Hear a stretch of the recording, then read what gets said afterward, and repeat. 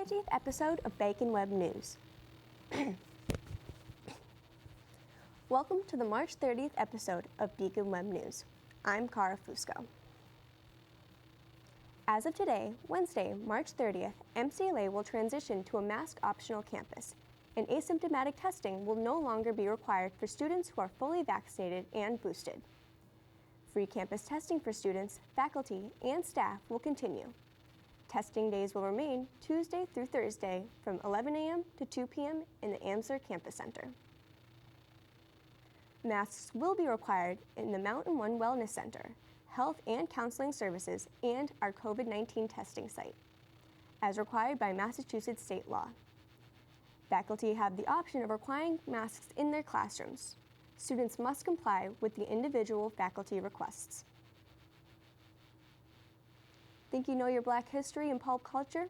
Join BSU on March 31st at 6:30 p.m. in Bowman 208 to eat and play bingo for a chance to win amazing prizes from Black-owned businesses.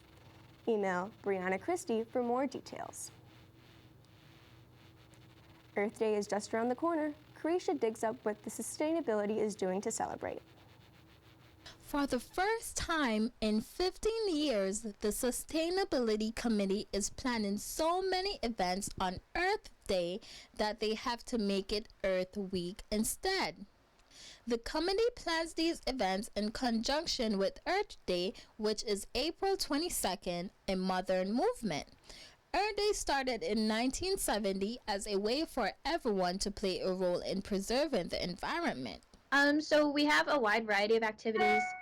There will be some sustainable living workshops like clothing repair and laundry detergent making, kind of something to cut down on our plastic use.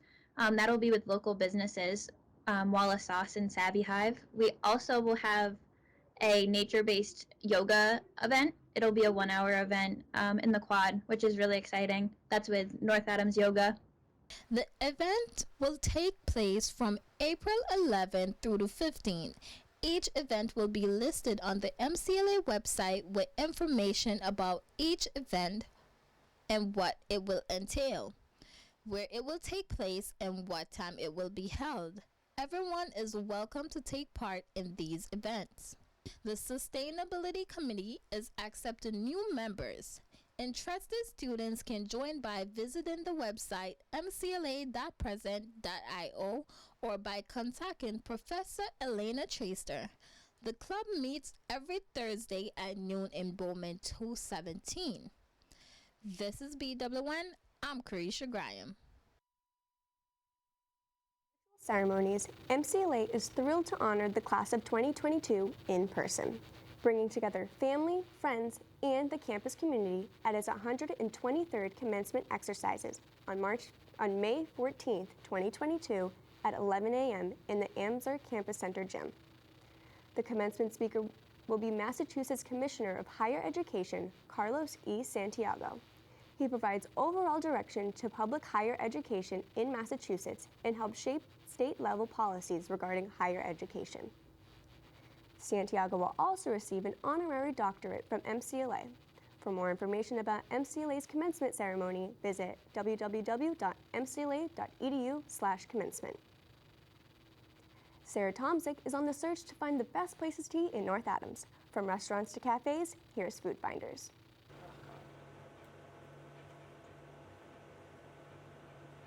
Has anybody seen Sarah? She's supposed to do a food review this week.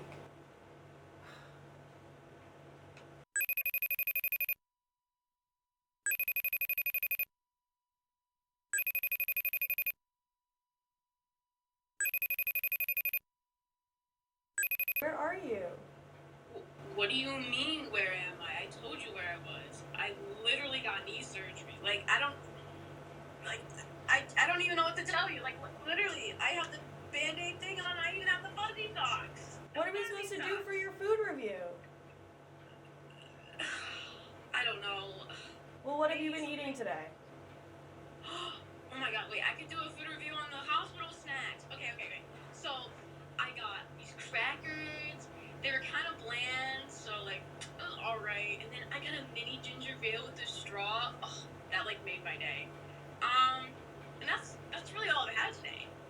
Probably I'd give it a 7 out of 10. The service was pretty quick. If you were going to get surgery there, I kind of would recommend it. It's pretty good. But All right, well, you better do better next week. I'm sorry. I know there's no excuses. I know. I'm sorry. I'm sorry. Feel better, recover fast. We need you in here. I know. I will do anything I can. I'm sorry, Sarah Troy. Upcoming for athletics this week, women's lacrosse will be playing at Worcester State on April 2nd at noon. The men's lacrosse team hosts SUNY Poly on March 30th at 6:30 p.m. and on April 1st they will host SUNY Delhi at 5 p.m. at Shootcraft Field. On April 6th, they'll travel to Wells College to face off at 2 p.m. Baseball will be playing a series of away games starting the first few days of April. On the 1st, they will play Bridgewater at 3 p.m. and on the 2nd, a doubleheader, 12 to 2:30. On April 5th, they'll be playing at Elms College at 3. Softball heads to Bay Path on March 31st for a doubleheader with games at 3 and 5. They will later be hosting Bridgewater for a doubleheader on April 2nd with games at 1 and 3. And then April 5th, hosting another doubleheader against Skidmore at 3 and 5. For links to live streams and stats, check out the athletics page. After seeing a job posting for the presidential position on MCLA's career page, Birge has been frantically updating his LinkedIn profile. Rumors say he is looking to pursue a career in bare-knuckle boxing. The theater program at MCLA at an in-person production of Intimate Apparel. The performance begins this weekend at Venable Theater on Friday, April 1st, and runs through Sunday, April 10th. The play is a delicate story about a fiercely resilient Black woman during the dawn of the 20th century. Intimate Apparel features a talented cast and crew of students from MCLA's award-winning theater program. The men's lacrosse team started fast on their home turf this past Friday, but ended in an 11-7 defeat from Mount St. Vincent. Ryan Powers scored an interview with Coach Pizowski to find out what went down. This past week, the men's lacrosse team faced off against Mount St. Vincent in an outright battle, resulting in MCLA falling to St. Vincent 7-11. Coach Pezanowski gave us a breakdown after the game. How do you think the team is feeling right now after the game? Well, obviously, any team doesn't like to take a loss, for sure. And lacrosse is a game where certainly 2 to 3 goals is basically anybody's game. 3 goals in lacrosse can happen, in a minute. And, we did jump out to an early lead. The overall attitude of the team is where it should be at this point in time. It's tough to put in an effort, work hard, and be that close. From a coach's perspective, how does it feel to see your players have some special first moments out on the field? As a coach, I have to sit back critically and look at the small instances where we had the breakdowns, and we try and also celebrate those small instances. Sam Edge, who's come over from soccer, gets an assist today, and Maddie Ortiz, getting a goal off the face-off, and Tom, who's been nursing an injury for last 4 or 5 days, comes out and puts a hat trick in. Nate Allen, really just a clearing machine with the ball. He gets the ball and it just never seems to come out of his stick. And Brady, numerous saves in terms of overall percentage. So I think the underlying feeling for the team would certainly be they would all give up those little individual accolades for the overall W at this point. What does the momentum look like going into this week in preparation for the next game on Sunday? We need to get rest, obviously, as a contact sport, and we really need to take that time to recover physically and mentally. We're giving the players the day off tomorrow. Sunday will be light.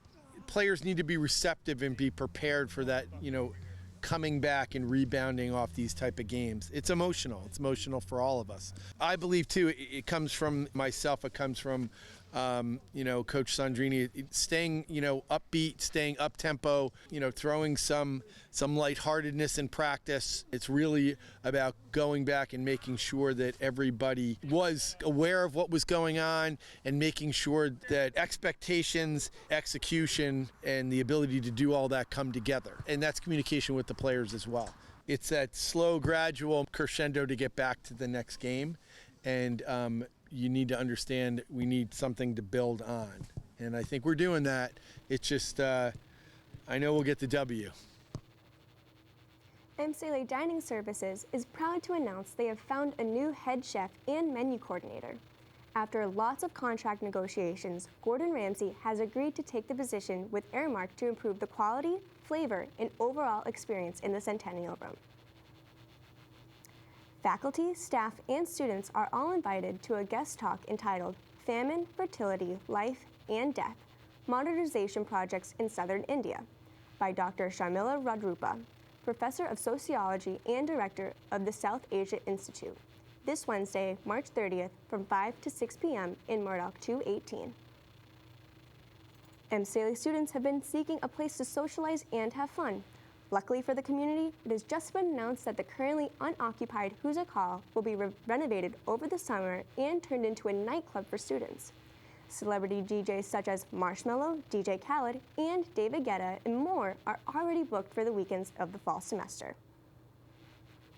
Senior Paula Kingsbury-Evans is challenging State Representative John Barrett III in a Democratic primary in hopes of bringing a fresh new voice in the State House. David Jamina finds out what this new voice has to say about their campaign. MCLA student Paula Kingsbury-Evans has officially entered the race to represent the 1st Berkshire District at the State House. Kingsbury-Evans, a 21-year-old Democrat who will graduate from Massachusetts College of Liberal Arts in May, said she decided to run to represent the young people of Berkshire County.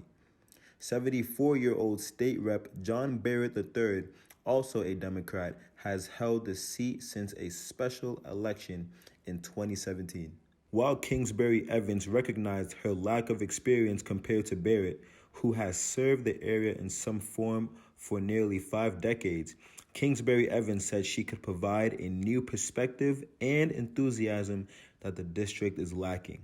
Yeah, I think this area has just an abundance of potential that hasn't really been tapped into fully.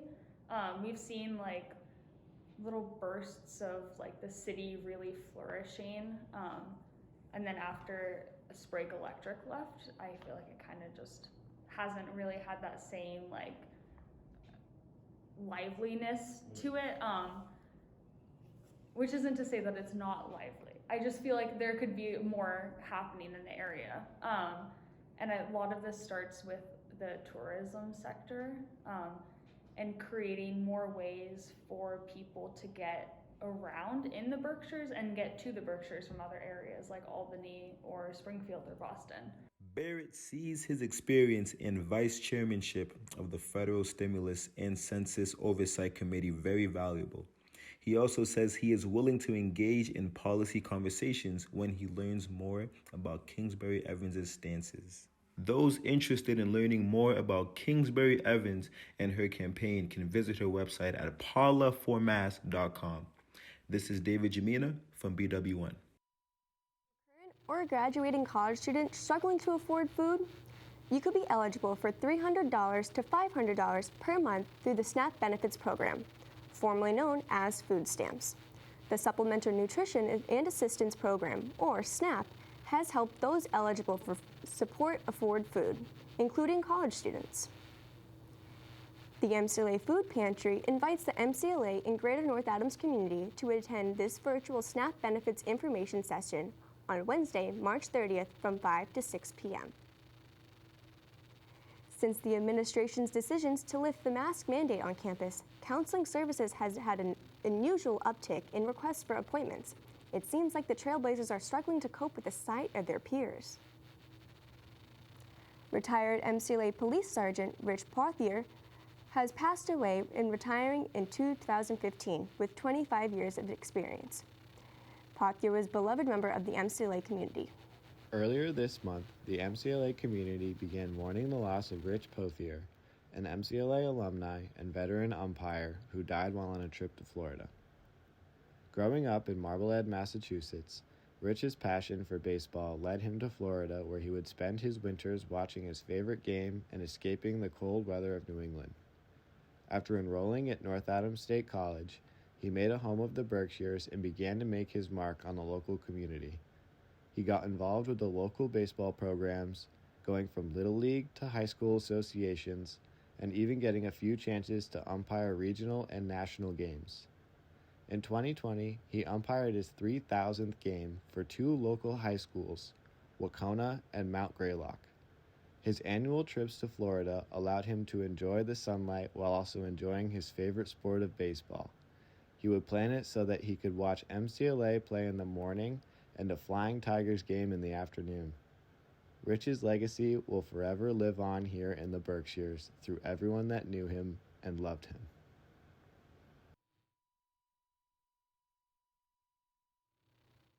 Curious about the operations of MCLA counseling services? Concerned about students' mental health? Interested in developing the skills necessary to help support the emotional wellness of your peers? MCLA's Counseling Services is currently seeking applications for its Student Advisory Board. Contact Hailey Rello, Director of Counseling Services at hailey.rello@mcla.edu. On March 24th, students received an email from MCLA Chief of Police Daniel Colano regarding the fire drill conducted in the residence area the night before. The email stressed the importance of evacuating quickly and safely. It was stated in the email that the townhouses took 6 minutes to evacuate, which is twice the preferred amount of time. Residential Life will be teaming up with Public Safety over the next few weeks to conduct informational programming regarding fire safety, especially in the residential areas. After the loss of NeXXus member Izzy Bunce, the STEP team organized an event dedicated to their lost member. I attended the event to watch NeXXus's tribute to Izzy.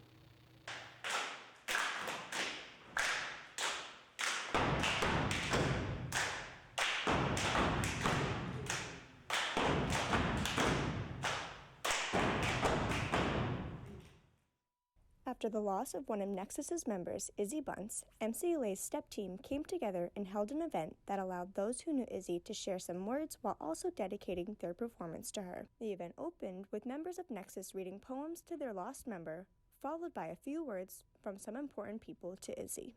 The road without you is so long, a tear for every mile, but we know one day when we reach the end, you'll be waiting for a smile. It don't matter if you join one semester, 1 year in this community, in our MCLA community, your family, no matter what.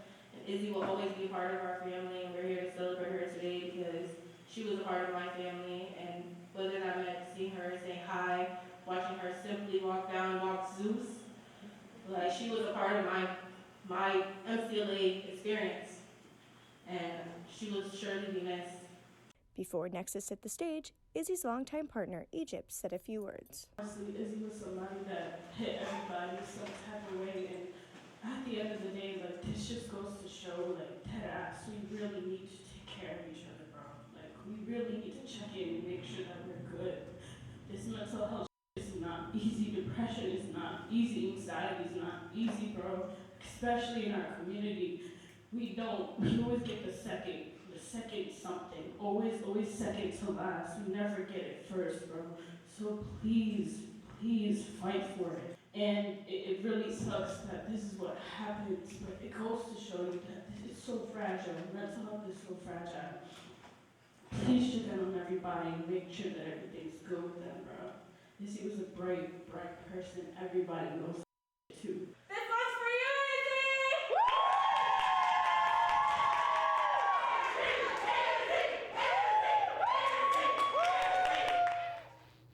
Now from the Beacon. Staff writer Owen Brown covers the SGA meeting where VP of Strategic Initiatives Gina Puck and Director of Residence Life and Housing Diane Manning talk about the mask mandate being lifted. The decision came from conversations with student groups, health services, and school faculty, as well as the post-spring break testing returning only one positive result.